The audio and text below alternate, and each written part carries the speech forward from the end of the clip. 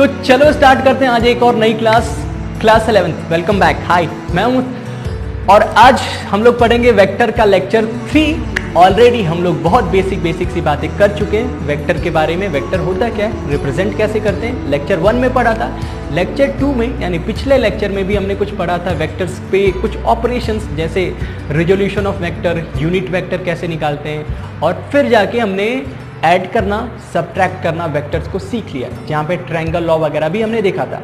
आज की क्लास में हम लोग सीखने वाले वेक्टर्स को मल्टीप्लाई कैसे करते हैं, और मल्टीप्लाई यानी प्रोडक्ट ऑफ वेक्टर्स। दो तरीके हमारे पास वेक्टर्स को मल्टीप्लाई करने का। एक का नाम है स्केलर प्रोडक्ट और दूसरे का नाम है वेक्टर प्रोडक्ट। होता क्या है, स्केलर वेक्टर तो नाम सुन चुके हैं, वैसे स्केलर प्रोडक्ट वेक्टर प्रोडक्ट है क्या, बहुत डिटेल में पढ़ने वाले, उनकी कुछ प्रॉपर्टीज देखेंगे और एक और चीज थोड़ी सीखेंगे हम लोग, दो वेक्टर्स के बीच एंगल निकालना बाय यूजिंग स्केलर प्रोडक्ट। यहाँ पे जो मैं वेक्टर आप लोगों को पढ़ा रहा हूँ वो बुक इस वाली नहीं है। बुक में देखोगे बहुत सारे ऐसे डायग्राम वगैरह दे रखे, बहुत कंफ्यूज करते हैं और बहुत इरिटेटिंग होते हैं। लेकिन यहाँ पे जो मैं आपको वेक्टर सिखा रहा हूँ, जो बता रहा हूँ, वो आगे चल के हम लोग कैसे यूज करेंगे वो चीजें, और हाँ डेरिवेशन वगैरह भी थोड़ा मुझे मजबूरी के साथ बताना पड़ रहा है, ठीक है, वो चीजें भी आप सीख रहे हो। आसान तरीके से मैं कोशिश कर रहा हूं अपनी तरफ से कि वेक्टर समझे। आज खत्म हो जाएगा ये वेक्टर, फिर हम लोग आगे चल के प्रोजेक्टाइल वगैरह भी पढ़ने वाले हैं। तो चलो स्टार्ट करते हैं आज की क्लास। मैंने बताया कि प्रोडक्ट, हाँ, वेक्टर्स को मल्टीप्लाई करने का ये प्रोडक्ट होता है दो तरीके का। पहला होगा स्केलर प्रोडक्ट और दूसरा होगा वेक्टर। स्केलर के बारे में जानते हैं हम लोग, स्केलर के पास होता है सिर्फ मैग्नीट्यूड और वेक्टर के पास होता है डायरेक्शन, इसलिए इनका नाम ये पड़ा, स्केलर और वेक्टर। तो स्केलर को हम लोग एक और नाम बोलते हैं स्केलर और डॉट प्रोडक्ट। अब डॉट का क्यों नाम पड़ा, इसका भी है, जैसे दो वेक्टर हैं ए और बी, तो इनका मुझे प्रोडक्ट लेना है ना, तो अगर मैं ए डॉट बी लिखता हूं तो ये बोलेगा कि डॉट प्रोडक्ट या फिर स्केलर प्रोडक्ट। ये डॉट के नाम पे इसका नाम पड़ा, ठीक है। और ये आता है कितना है, ये आता है ए का मैग्नीट्यूड और बी का मैग्नीट्यूड और कॉस थीटा। ये है क्या, देखो मान लो एक वेक्टर ए है, ठीक है, और एक वेक्टर है बी, ये भी ठीक है, इनके बीच का है एंगल कुछ थीटा। तो ए के मैग्नीट्यूड को मल्टीप्लाई, बी के मैग्नीट्यूड को मल्टीप्लाई, और इनके बीच का जो एंगल है उसका कॉस थीटा ले लूंगा, तो मुझे मिल जाएगा दो वेक्टर्स का प्रोडक्ट। ये जैसे भी दिखने में जैसा भी हो, लेकिन इसको सॉल्व करना है, इन वेक्टर्स को प्रोडक्ट निकालना बहुत आसान होता है और बहुत मजेदार होता है, ठीक है। अभी मैं एक दो एग्जांपल कराऊंगा, देख के, मतलब ऐसे बोर्ड पे देखोगे तुरंत अपने दिमाग में ही कैलकुलेट कर लेते हैं हम लोग डॉट प्रोडक्ट, ठीक है। वेक्टर में थोड़ा सा आपको अच्छे से मेहनत करनी पड़ेगी, वो भी सीखेंगे हम लोग। ये हो गया प्रोडक्ट निकालना। अब इसके बारे में कुछ बात कर लेते हैं, इसकी प्रॉपर्टीज वगैरह थोड़ा समझ लेते हैं कि क्या क्या इसमें मिलने वाला हम लोगों को। तो देखो ये सब कुछ थीटा पे डिपेंड करा, ठीक है, कॉस थीटा पे। मैं पूछूं ये दो वेक्टर ए और बी हैं, इनका प्रोडक्ट मैक्सिमम कब होगा, इनका प्रोडक्ट मैक्सिमम कब होगा। तो अगर मैं, ये तो फिक्स रहने वाले ए और बी का मैग्नीट्यूड, अब थीटा के साथ जब वेरी करेगा तो मैक्सिमम मिनिमम के बारे में हम लोग बात कर सकते हैं। तो थीटा की, कॉस थीटा की वैल्यू ध्यान रखना, कॉस थीटा की मैक्सिमम वैल्यू होती है 1 और मिनिमम होती है -1। सेम चीज होती है साइन के साथ मैक्सिमम वैल्यू होती है 1 + 1, मिनिमम होती है -1। तो कॉस थीटा की वैल्यू 1 कब होती है, जब थीटा की वैल्यू होती है 0। Cos 0 = 1 for theta = 0 degree, this product is maximum, dot product is maximum, जो ए और बी के पूरा मल्टीपल में आता है। अगर 0 तो होता मैक्स, हाँ, cos 0 पे है तो मैक्सिमम, और मिनिमम कितना पे आएगा, तो 0 पे आता है, तो दूसरा 180 पे आता है, ठीक है। थोड़ी बहुत ट्रिग्नोमेट्री पढ़े हैं, तो 180 पे एक्चुअली cos थीटा की वैल्यू होगी -1, मतलब जो क्रॉस प्रोडक्ट निकालूंगा वो नेगेटिव में आ जाएगा, ठीक है। और अगर मैं थीटा की वैल्यू 90 डिग्री रखता हूं, थीटा की वैल्यू 90 डिग्री, cos 90 होता है 0, तो ये आएगा 0, मैक्सिमम 0 पे, 180 पे मिनिमम, और 90 डिग्री पे मिलेगा मुझे 0, ये मिलेगा मुझे क्रॉस प्रोडक्ट, ठीक है। क्रॉस प्रोडक्ट मतलब अगर मैं a डॉट बी लिखता हूं तो इसको ऐसा भी लिख सकता हूं, b डॉट a, कोई फर्क नहीं पड़ता, b डॉट a, इसमें कोई फर्क नहीं पड़ता। पता नहीं क्या क्यूमुलेटिव है, पता नहीं, कोई बुक में देखोगे इसका नाम दे रखा है, कोई मतलब नहीं ना, इससे a डॉट बी या b डॉट a, ये बस हमें समझना है, ठीक है। और करते कैसे, प्रोडक्ट क्रॉस प्रोडक्ट निकालते कैसे, ये सीख लो जल्दी से। जैसे कि मुझे दो वेक्टर में ले लेता हूं, अच्छे खासे वेक्टर ले लेता हूं, मान लो ए वेक्टर कुछ है, बी वेक्टर, ए वेक्टर मान लो 2i प्लस 3j ऐसा दे रखा है, के भी हो सकता है, मेरी मर्जी अभी नहीं लेना चाह रहा, ले लेता हूं minus 2k। Okay, B vector भी ले लो, बी वेक्टर है 5i minus 2j 3k। Values आप अपने मन से भी ले सकते हो, ठीक है। दो वेक्टर बोला गया भैया आप इसका डॉट प्रोडक्ट निकाल के दिखाओ, डॉट या फिर क्रॉस प्रोडक्ट निकाल के दिखाओ। मैंने कहा मैं निकाल लेता हूं बहुत आसानी से, ठीक है। कैसे, कुछ नहीं करना होता है, आई को आई के साथ, जे को जे के साथ, के को के के साथ मल्टीप्लाई करना होता है विथ साइन, मल्टीप्लाई करना होता है विथ साइन, ठीक है। और जैसा एडिशन सब्ट्रैक्शन में कर रहे थे ना, आई आई को जोड़ रहे थे, जे जे को और के को जोड़ या घटा रहे थे, वही चीज यहां भी करनी होती है। अगर मुझे ए डॉट बी लिखना है, ए डॉट बी लिखना है, तो मैं क्या करूंगा, 2i और 5i को मल्टीप्लाई, 5 2 जा 10 और कुछ आई खत्म हो गया, आई खत्म हो गया, क्यों खत्म हो गया अभी ये भी देखेंगे। फिर 3 और 2, 3 2 जा 6 माइनस 6, ठीक है, माइनस 2 और इंटू 3 ये भी माइनस 6, तो ओवरऑल आता है कुछ माइनस 12। मतलब कि ए और बी का क्रॉस प्रोडक्ट या डॉट प्रोडक्ट आ रहा है माइनस 12, और ये मेरा फाइनल आंसर। इसका नाम स्केलर इसलिए ना क्योंकि इसमें कोई भी डायरेक्शन वगैरह नहीं आती, जो भी आता है सिर्फ हमें एक मैग्नीट्यूड मिलता है, माइनस 12 एक मैग्नीट्यूड मिला, दो वेक्टर्स का मैग्नीट्यूड मिला, कोई भी डायरेक्शन की बात नहीं होती, इसीलिए इसका नाम पड़ा है स्केलर प्रोडक्ट। बहुत आसान है ना, समझ में आया कि कैसे क्या करना होता है। यहाँ पे एक और चीज देखने को मिलती है कि मैंने आई को आई के साथ, जे को जे के साथ, के को के के साथ डायरेक्टली मल्टीप्लाई कर दिया। क्यों किया, इसका कोई कारण जानना चाहता है तो जान सकता है। मान लो ये आई कैप यानी एक्स एक्सिस, ये है जे कैप, ठीक है, इसका मैग्नीट्यूड 1 है, इसका भी मैग्नीट्यूड 1 है। तो अगर मैं इन दोनों का प्रोडक्ट लेता हूं, आई cross J, I dot J करता हूं, तो मुझे क्या मिलेगा, इनके बीच का एंगल 90 डिग्री। कहां गया, हाँ वो तो हटा दिया मैंने, ठीक है। इनके बीच का एंगल 90 डिग्री, मतलब आई और जे दो परपेंडिकुलर वेक्टर होंगे तो उनका प्रोडक्ट तो होगा 0। तो वही चीज है, आई जे के साथ या आई को के साथ जब भी मैं रखूंगा तो वो 0 होगा, उसका कोई मतलब नहीं है। लेकिन आई को आई के साथ, मतलब आई कैप इंटू आई कैप, तो दो वेक्टर हो गए, इनके बीच का एंगल कितना हुआ, 0 डिग्री। मतलब एक ही है, एक वेक्टर है, उसी के साथ दूसरा वेक्टर है, तो इनके बीच में एंगल कितना है, 0। तो 1 इंटू 1 कितना करें, 1 इंटू 1 1 ही होता है, और कॉस 0 कितना होता है, 1। तो ये आई को आई के साथ जब हम लोग मल्टीप्लाई करते हैं, यानी कि ये नोट कर सकते हो लोग, I dot I is equals to 1, J dot J ये भी इक्वल्स टू 1, के डॉट के इक्वल्स टू 1। इसके अलावा आई डॉट जे अगर किसी ने किया तो ये होगा 0, आई डॉट के किसी ने किया तो ये भी होगा 0। क्यों होगा 0, इसका लॉजिक अभी मैंने समझाया। इनके बीच का एंगल है 0, इनके भी 0, इनका भी 0, इनका है 90 और इनका भी है 90। इवन आप आई डॉट जे करो या जे डॉट आई करो, ये भी आएगा 0, जे डॉट के भी करो वो भी आएगा 0। तो ये बात चाहो तो साइड में लिख लेना, कब 0 आएगा कब। और ये हमने तो सीख ही लिया ना कि प्रोडक्ट क्रॉस बोल रहा हूं, डॉट प्रोडक्ट या स्केलर प्रोडक्ट कैसे निकालेंगे। पहली बात, इसी का एप्लीकेशन आता है एंगल में, इसी का एप्लीकेशन आता है दो वेक्टर्स के बीच एंगल निकालने में।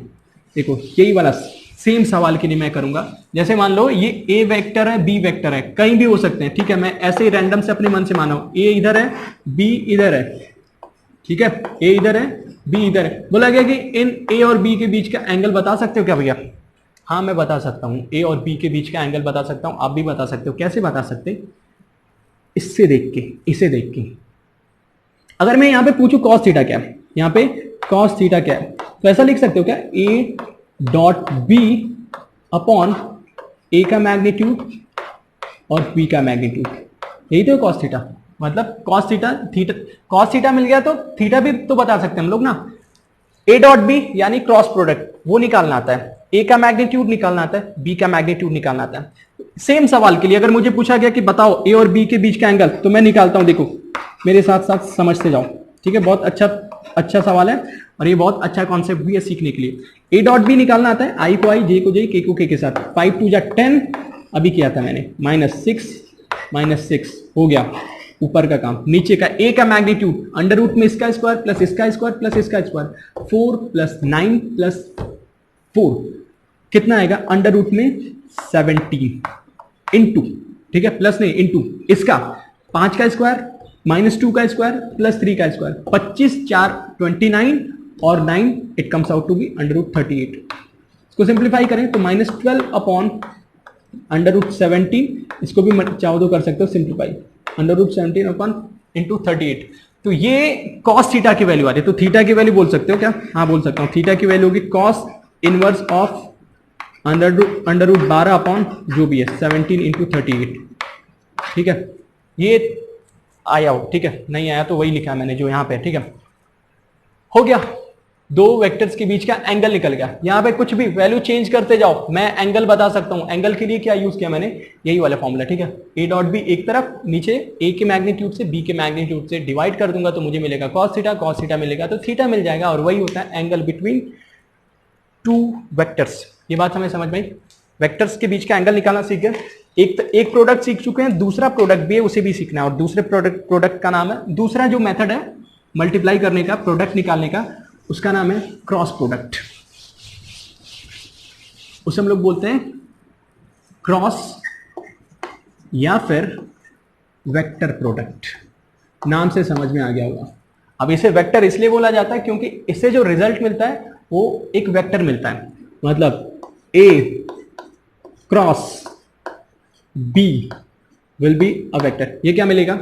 ये मिलेगा ए और बी का मैग्नीट्यूड साथ में साइन। ये रिजल्टेंट जो भी मिलता है हमें, यहाँ पे एक वेक्टर मिलता है, ठीक है, और एक वेक्टर होती है, उसकी डायरेक्शन भी होती है, इसीलिए इसका नाम पड़ा वेक्टर प्रोडक्ट। ठीक है, निकालना क्या है? ए और बी, तो ए का मैग्नीट्यूड बी का मैग्नीट्यूड, उनके बीच का एंगल साइन थीटा, और वहां पे एक वेक्टर भी मिलेगा।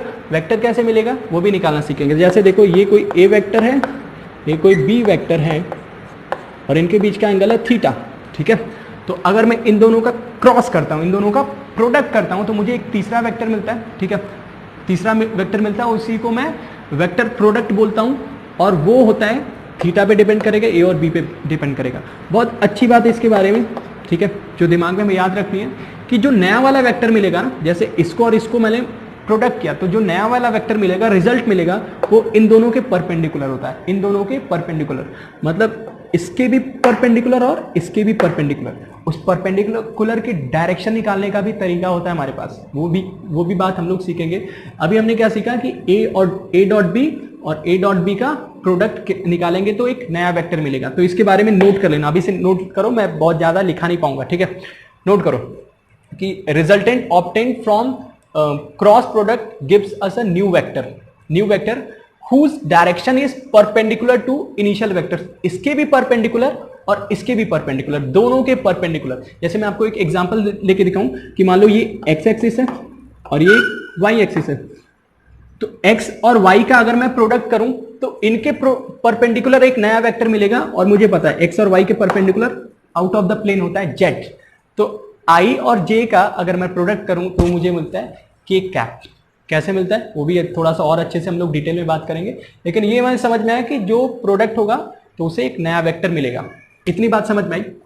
यहाँ पे कुछ और बातें समझने वाली है। जैसे हम लोग लास्ट टाइम बोल रहे थे ना कि ए डॉट बी को हम लोग डायरेक्टली ए डॉट बी या बी डॉट ए कर ले रहे थे, यहाँ पे नहीं कर सकते। ठीक है, यहाँ पे अगर किसी को करना भी है तो होगा क्या, A dot B dot A के क्रॉस ए के बराबर नहीं होता। ठीक है, बराबर नहीं होता। हाँ, लेकिन अगर माइनस कर दोगे तब बराबर हो जाएगा, अगर माइनस कर दोगे तब बराबर हो जाएगा। ये हुई इसके बारे में छोटी छोटी बात। एक और इंपॉर्टेंट बात है, ठीक है, एक और नई इंपॉर्टेंट बात है, ये जो क्रॉस प्रोडक्ट मिलता है ना, ये मुझे एक एरिया देता है। क्या देता है? एरिया देता है। जैसे कि एक वेक्टर ये, एक वेक्टर ये, तो इनके बीच का ये जो एरिया वाला पार्ट है ना, अगर मैं दो वेक्टर्स का क्रॉस मल्टीप्लाई करता हूं तो ये वाला एरिया मिलता है मुझे। ठीक, इस बात को भी हमें समझना है। अब थोड़ा समझते हैं कि निकालेंगे कैसे भैया। मैट्रिक्स वगैरह थोड़ा यूज करते हैं। ठीक है, नाम सुन के डरना मत, बहुत आसान होता है। ठीक है, अभी मैं बिल्कुल बेसिक से समझा रहा हूं कि कैसे निकालते हैं मैट्रिक्स वगैरह। एक एग्जांपल ले रहा हूं मैं ए वेक्टर का। कुछ देखो, इसको सिंप्लीफाई, a1 आई कैप प्लस ऐसे का, हाँ, a1 b1 j cap plus c1 k cap. ठीक है, दूसरा वेक्टर है a2 I cap plus b2 j cap plus c2 k cap. ऐसे ही मैंने मान रखा। ठीक है, आप इसको वैल्यूज भी रख सकते हो, मतलब इनके A1 B1 C1 जो भी इनकी वैल्यूज भी हो सकते हैं। मैं एक रैंडम लेके समझा रहा हूं। तो अगर मुझे बोला गया कि आपको भैया इन दो वेक्टर्स का क्रॉस प्रोडक्ट निकालना है, ठीक है, लिखने का तो तरीका ये होता है, लेकिन निकालने का तरीका कुछ ऐसा होता है मैट्रिक्स के साथ। बिल्कुल, अगर किसी ने फर्स्ट टाइम देख रहा है तो बिल्कुल ध्यान से एक एक स्टेप देखना, सारी चीजें बता रहा हूं। और अगर पहले से जानते हो, पहले से देख रखा कहीं, फिर भी समझ लो, क्योंकि ये चीजें बहुत कंफ्यूज करती हैं कि कहां से मल्टीप्लाई कर दिया। तो देखो, पहला लाइन में हम लोग लिखते हैं आई कैप जे कैप के कैप, ठीक है, पहली रो ये होती है रो, और ऐसे होती है कॉलम्स। इसके नीचे वाले में पहला वेक्टर, ठीक है, हमेशा ध्यान रखना, जो पहला वेक्टर होता है ए पहले है तो यहां पे पहले ए आएगा, बी यहां पे आएगा। अगर उल्टा कर दिया तो रिजल्ट भी उल्टा हो जाएगा। तो यहां पे सबको A1 B1 C1, दूसरे में रखो दूसरा वेक्टर A2 B2 C2। इसे बोला जाता है डिटर्मिनेंट, बोलते हैं, मैट्रिक्स नहीं बोलते, डिटर्मिनेंट बोलते हैं, मैथ्स की चीज है, ठीक है। बाकी करना क्या इसका वो हमें समझ में आए। अब ये तो हो जाता है, इसको एक्सपेंड करना थोड़ा सा ध्यान से एक्सपेंड किया जाता है, ठीक है। इससे जो रिजल्ट आना होता है उसको एक्सपेंड करने के लिए थोड़ा ध्यान से हमें जो भी वेक्टर आएगा ना आई जे के टर्म में आएगा, आई जे के टर्म में, और इसीलिए हम लोग इसे बोलते हैं वेक्टर प्रोडक्ट। करना कैसे होता है, देखो, मुझे आई के साथ जब आई को एक्सपेंड करना है तो पहले आई को तो लिख लो। अब आई के साथ जो भी इस कॉलम में और इस रो में, उनको छोड़ दो, इस कॉलम और इस रो के छोड़ दो, बचे 4 लोग, ठीक है, ये 4 लोग बचे। अब इनको क्रॉस मल्टीप्लाई करके माइनस करना होता है। ध्यान से देखो, पहले मैं इसको मल्टीप्लाई करूंगा B1 C2 से, फिर माइनस कर दूंगा इससे, आगे फिर पीछे, तो इसका कुछ रिजल्ट आता है ब्रैकेट के अंदर B1 C2 minus C1 B2। हाँ ठीक है, आई के साथ हो गया। ये होता है प्लस माइनस प्लस, इधर भी होता है प्लस माइनस प्लस, ये प्लस के साथ खुलता है, ये माइनस के साथ खुलता है, ये प्लस के साथ खुलता है। आई को ओपन कर दिया मैंने, जे को जब करूंगा तो ये माइनस के साथ ओपन होगा, ठीक है। अब जे के साथ क्या होगा, जैसे आई के साथ किया था तो आई की रो कॉलम को हटा दिया था, सेम चीज करूंगा मैं जे के साथ, इनको हटा दो, बच्चे 4 लोग, ये और ये। तो पहले ये मल्टीप्लाई माइनस ये मल्टीप्लाई, तो इसमें लिखूंगा A1 C2 minus C1 A2। जे भी हो गया, ठीक है, जे का भी काम हो गया। अब फिर के साथ करना है तो के का रो के का कॉलम, सॉरी के का कॉलम के का रो, बचे 4 लोग, ये माइनस ये करना है, ठीक है। तो के भी मेरा प्लस के साथ खुलता है, के भी खुलता है प्लस के साथ। ये देखो आएगा A1 B2 minus A2 B1। इस तरीके से मेरा पूरा ये मैट्रिक्स कंप्लीट होता है। जैसे अगर ए वेक्टर बी वेक्टर दे रखा है तो सबसे पहले हम लोग इसको इस फॉर्म में लिखेंगे, इस फॉर्म में लिखने के बाद इसको एक्सपेंड करेंगे, ये जो भी वैल्यूज हैं सॉल्व करने के बाद बहुत अच्छे से रिजल्ट आ जाते हैं, ठीक है। ये भले ही देखने में थोड़ा सा डरावना लग रहा हो, अभी इस पे एक सवाल कराऊंगा ना तो वो बहुत आसान होते हैं, ठीक है। एक सवाल प्रैक्टिस कर लो और एक सवाल मैं आपको भी दूंगा और उसका आंसर मुझे आपको सॉल्व करने के बाद कमेंट में देना। मान लो मुझे ए वेक्टर दे रखा है 2i माइनस जे प्लस के, बी वेक्टर दे रखा है 3i 4j और माइनस 2k, ठीक है, बड़ा सा ही वैल्यू ले लिया। अब इसको अगर मुझे बोला गया कि a क्रॉस b भैया दिखाओ करके, क्या करूंगा मैं, सबसे पहले मैट्रिक्स पर डिटर्मिनेंट बनाऊंगा, पहली रो में लिखूंगा i j k, ये वाला दूसरी रो में जाएगा 2 माइनस 1 और 1, तीसरे में ये जाएगा 3 4 और माइनस 2, 3 4 और माइनस 2। एक्सपेंड करने का तरीका पता है ना, ध्यान से देखो, मेरे साथ करते रहो, गलती नहीं करनी किसी को भी। जब मैं इसको एक्सपेंड करूंगा आई को तो ये और ये चीज छोड़ दूं, बचा इनको मल्टीप्लाई माइनस इनको मल्टीप्लाई। तो आई के साथ जब मैं करूंगा -1 -2 2 माइनस 4 इंटू 1 4, आई का काम हो गया।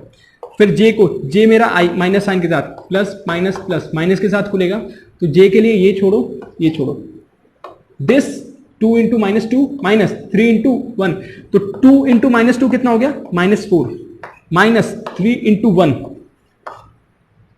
जे का काम। के के लिए ये छोड़ दो, इनका मल्टीप्लाई माइनस इनका मल्टीप्लाई, 8 माइनस ऑफ -1, तो प्लस के का जब मैं करूंगा तो ये आता है 2 इंटू 4 8 माइनस ऑफ -3, यानी प्लस हो गया, ठीक है। सिंप्लीफाई करने के बाद कितना आता है -2i और ये आएगा, ये अंदर -7, बाहर भी एक माइनस, +7j और यहां पे आएगा +11k। This is our new product obtain from multiplication of a cross b। a cross b को करने से मुझे एक नया वेक्टर मिलेगा और ये वाला जो वेक्टर है ना, इसके भी परपेंडिकुलर है, इसके भी परपेंडिकुलर है। ठीक, ये हुआ तरीका। हाँ, अपना काम भी ले लो। इसका मुझे आंसर चाहिए कमेंट बॉक्स में, कुछ भी रैंडम से वैल्यू दे रहा हूं। -3i -j + 2k और 2i 5j एंड +k। इसका आंसर नोट कर लो। This is homework for you. Comment में आंसर देना मुझे, ठीक है। इसका एक इसी फॉर्म में कुछ आंसर आएगा, ठीक है। इसी फॉर्म में आप लोग टाइप करके देना है कि 2i -2i जो भी है उसको टाइप करके देना। अब थोड़ी सी इसकी और कुछ खास बात है वो समझ लेते हैं वेक्टर के बारे में, और बस आज का लेक्चर भी ओवर होने वाला है। हाँ, यहाँ पे ना अगर एक नाम आपको सुनने को मिलेगा बुक में, right hand screw rule. Right hand screw rule, पता नहीं, स्क्रू रूल कई जगह बोला जाता है। बहुत आसान सी बात होती है, कुछ उसमें बहुत कंफ्यूज होने की बात नहीं है। जैसे कि मुझे साइन थीटा से इसकी वैल्यूज डिपेंड करने वाली, तो मुझे पता साइन थीटा, अगर थीटा हमारा 0 होता है तो साइन की भी वैल्यू 0 होती है, ठीक है। तो a क्रॉस b की वैल्यू कितनी आएगी, इसका आंसर कितना आएगा, a क्रॉस b 0। अगर थीटा में 90 डिग्री रखता हूं तो साइन की वैल्यू होती है मैक्सिमम, तब मिलेगा मुझे ये मैक्सिमम। और थीटा अगर कितना हो, -90, थीटा अगर हो -90 तो ये मुझे मिलता है मिनिमम वैल्यू। ये कुछ बहुत बेसिक सी बात है इसके बारे में। इसके अलावा इस राइट हैंड स्क्रू रूल क्या बोलता है, देखो ये बोलता है कि अगर एक कोई है आई कैप और ये कोई है जे कैप, तो इनका प्रोडक्ट, क्रॉस प्रोडक्ट निकालने का तरीका होता है, आपको आई के तरफ पहला वेक्टर है उस पर हाथ रखना है और उसको अपना हाथ फोल्ड करना है दूसरे वेक्टर की तरफ, आई से जे की तरफ। अब जो ये अंगूठा है ना, राइट हैंड थंब रूल, मैंने राइट हैंड यूज किया, ठीक है, ध्यान रखना, लेफ्ट नहीं यूज करना है, राइट यूज करना है। पहले वेक्टर से दूसरे वेक्टर की तरफ मोड़ना है तो जो अंगूठा होगा वो अंगूठा देगा डायरेक्शन नए वेक्टर का। तो मैंने आई क्रॉस जे अगर निकाला तो ये मुझे मिलता है की, सही बात। वैसे ही अगर यहां पे मैंने बना दिया ये बाहर की तरफ जे कैप है, ठीक है, ये समझना आपको जे कैप। अगर मुझे जे क्रॉस के कैप निकालना है तो इसका सोचना है आपको क्या होगा आंसर, ठीक है। जे क्रॉस मतलब जे की तरफ हाथ है और मुझे के की तरफ फोल्ड करना है। जे की तरफ देखो, ये फिंगर्स जे की तरफ और इन फिंगर्स को फोल्ड करना है टुवर्ड्स के, मतलब बाहर। तो जो अंगूठा है वो मुझे बताएगा रिजल्टेंट का वेक्टर। तो रिजल्टेंट क्या बता रहा है, आई। रिजल्टेंट क्या बता रहा है, आई वेक्टर। वैसे ही अगर मैं के और आई का प्रोडक्ट निकालूं, के और आई का, के मतलब ये वाला, ठीक है, फिंगर्स रखना है इसके तरफ और फोल्ड करना है आई की तरफ, फोल्ड करना है आई की तरफ। तो ये जो डायरेक्शन अंगूठे की डायरेक्शन है ऊपर की तरफ, वो मुझे बताएगा रिजल्टेंट का वेक्टर, ठीक है। तो यहां पे एक चीज समझने, आई क्रॉस जे होगा के, जे क्रॉस के होगा आई, और के क्रॉस आई होगा जे, ठीक है, के क्रॉस आई होगा जे। ये बात ध्यान रखनी। इसके अलावा अगर मैं बोलूं कि आई क्रॉस आई किया तो क्या होगा, क्यों, क्योंकि इनके बीच का एंगल है 0, साइन 0 हो गया 0। आई क्रॉस आई 1 × 1 और साइन 0 तो पूरा 0। वैसे ही जे क्रॉस जे भी 0, के क्रॉस के भी 0, ठीक। एक जैसे हुए तो 0 हो गए, अगर अपोजिट वाले हुए तो ये प्लस आएंगे। जैसे देखो यहाँ पे आई क्रॉस जे मेरा के आ रहा है ना, अगर मैं यहाँ पे चेंज कर दूं, जे क्रॉस आई कर दूं, ठीक है, तो भी रिजल्ट के ही आएगा, लेकिन माइनस साइन के साथ। अभी एक लॉ हमने पढ़ा था, ठीक है, इसमें चेंज होता है पर माइनस साइन के साथ। अब ये इतना याद करने की जरूरत नहीं, एक तरीका हमारे पास, 3 चीजें तो है हमारे पास, आई, फिर होता है जे और फिर होता है के। इनको सर्कल में घुमा दो, ठीक है, ये चीज शायद आप कहीं देखोगे। तो मुझे क्या करना है, आई क्रॉस जे करूंगा तो के मिलेगा, ठीक है, जे क्रॉस के करूंगा तो आई मिलेगा, के क्रॉस आई करूंगा तो जे मिलेगा, ठीक है। देखो यहां से शायद समझ नहीं आ रहा हो, वेट, हाँ, क्या मैंने बताया, आई क्रॉस जे किया तो के मिला, जे क्रॉस के किया तो आई मिला, और के क्रॉस आई किया तो जे मिला। ये तरीका। अगर उल्टा कोई करे, जे और आई करे, जे और आई करे, जे और आई करे तो k मिलेगा लेकिन अपोजिट डायरेक्शन, k मिलेगा लेकिन अपोजिट डायरेक्शन में, इसलिए माइनस साइन। ठीक है, इसी को हम लोग मतलब ये तो पैटर्न रहा इन सब चीजों को याद करने के। देखो बहुत दिमाग पे जोर नहीं डालना, ये सब याद नहीं करना, एक बार समझ लो, आगे चल के ये चीजें इतनी प्रैक्टिस हो जाएंगी कि याद करने की जरूरत ही नहीं पड़ेगी। ठीक है, याद करने की जरूरत नहीं पड़ेगी, बस ये बस आपको छोटी छोटी बातें इसमें ध्यान रखनी है। ठीक है, तो ये रही बात क्रॉस प्रोडक्ट का। क्रॉस प्रोडक्ट निकालते कैसे ये हमने सीख लिया, एक तो निकालते कैसे हैं और उसको रिप्रेजेंट कैसे किया जाता है, उसकी कुछ प्रॉपर्टीज भी हमने सीख ली। ये हो गई बात अपनी क्रॉस प्रोडक्ट की। इतना ही अपने पास, जैसे अभी कोई आपसे बोल सकता है कि भैया ट्रिपल प्रोडक्ट भी आता है क्या? होता है, मैथ्स में होता है ट्रिपल प्रोडक्ट भी, मतलब एक होता है, अभी डबल प्रोडक्ट कर रहे हैं 2 वेक्टर्स का, 3 वेक्टर्स का भी हम लोग प्रोडक्ट निकाल सकते हैं, लेकिन हमारे फिजिक्स में अभी कोई काम की चीज नहीं, कहीं भी उसका यूज नहीं करना है, इसलिए हम लोग वो सब चीजें नहीं सीखेंगे। ठीक, जितने भी काम की चीजें थी वेक्टर्स में सब कुछ हमने सीख लिया है, जो भी फिजिक्स में काम आएंगी और जो भी अपने बुक्स में दे रखी है सारी बातें मैंने 3 लेक्चर्स के अंदर कवर कर दी हैं। ठीक है, बेसिक बात हो गई, फिर जो भी ऑपरेशंस थे, प्रोडक्ट वगैरह, एडिशन, सब्ट्रैक्शन, प्रोडक्ट के सारे रूल और किसकी क्या प्रॉपर्टीज होती है, सब कुछ कवर हो चुका है। यहाँ पे राइट हैंड स्क्रू रूल, उसके बारे में भी कुछ बड़ी बात नहीं है, फिर से मैं चाहूँ तो इसको बता दूं कि राइट हैंड स्क्रू रूल में ध्यान देखो कि पहला वेक्टर के डायरेक्शन में ये फिंगर्स होंगी, दूसरे वेक्टर की तरफ फोल्ड करेंगे और ये जो अंगूठा होगा यही डायरेक्शन दिखाएगा रिजल्टेंट वेक्टर का। यही तो है सिंपल सा right hand screw rule. Book में पता नहीं क्या स्क्रू वगैरह का डायग्राम देख रखा है, देख के डरना नहीं है। बस आज के लेक्चर में इतना ही। आज हम लोग ओवर कर चुके हैं वेक्टर्स के बारे में। क्वेश्चंस वगैरह आप लोग प्रैक्टिस करते रहो, कहीं कोई डाउट आते हैं कमेंट कर सकते हो। आप लोग टेलीग्राम पे भी जुड़ सकते हो। ठीक है, टेलीग्राम की लिंक किसी वीडियो में दे रखी है, अगर किसी को नहीं मिल रहे तो कमेंट कर देना, मैं टेलीग्राम की लिंक दे दूंगा। आज का जो सवाल था इसका आंसर मुझे आपसे चाहिए। बाकी वीडियोस अगर पसंद आ रही है, मेरी फिजिक्स आपको समझ आ रही है, तो बाकी भी दोस्तों को रिकमेंड कर सकते हो। You can share this videos with your friends. अगर यहाँ पे हैं या बाहर हैं और किसी स्कूल में भी हैं तो आप लोग शेयर कर सकते हो। फिर मिलेंगे अगले लेक्चर में। अगले लेक्चर में हम लोग पढ़ेंगे प्रोजेक्टाइल मोशन के बारे में। तब तक ध्यान रखो अपना, टेक केयर, बाय बाय।